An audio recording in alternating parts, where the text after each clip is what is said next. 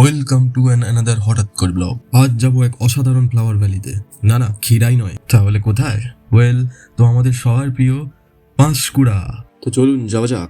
30 kilometre প্রতি ঘন্টা গতিবেগে যেতে যেতে দেখা হলো ডোগেশের পরিবারের সাথে, যেখানে ডোগেশের গায়ে বেশি সাদা ছোপ থাকার কারণে ডোগেশকে ত্যায্যপুত্র করেছে তার মা। এটা দেখে আমার খুব একটা খারাপ লাগলো না, কারণ আমার অলরেডি ত্যায্যপুত্র হওয়া এক্সপিরিয়েন্স আছে। লোকেশনে পৌঁছে প্রথমেই গেলাম শিব মন্দিরে।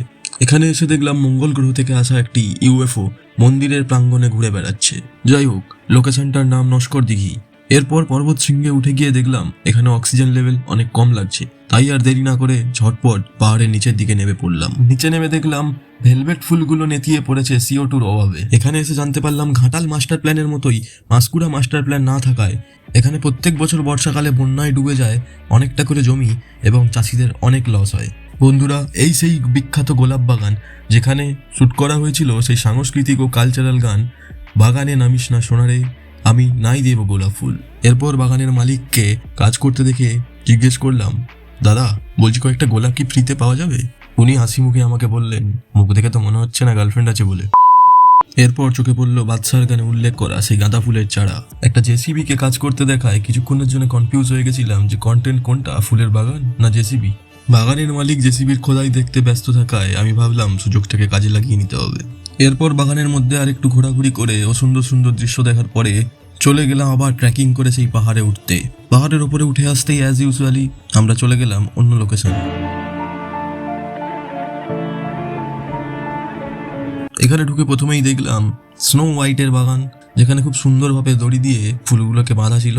এগুলোকে এভাবে বেঁধে না রাখলে এগুলো ওই ফুলের ওয়েটে ভেঙে যেতে পারে, ওই জন্য এইভাবে সুন্দরভাবে গুছিয়ে বেঁধে রাখা হয়েছে। তারপরে দেখলাম এই ফুলগুলো যেগুলোকে বলে জিপসি, আমি জানি না এগুলোকে আর অন্য কি নাম বলে, বাট আমি এটাই জানি। যাই হোক, আপনারা যদি জেনে থাকেন অবশ্যই কমেন্ট করে জানাবেন।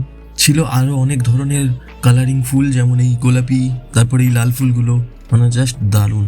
এরপর যাতে ফ্রিতে মার না খেতে হয় তাই বাগানের মালিকের পারমিশন নিয়ে চলে গেলাম ওই হলুদ ফুলের বাগানটায়।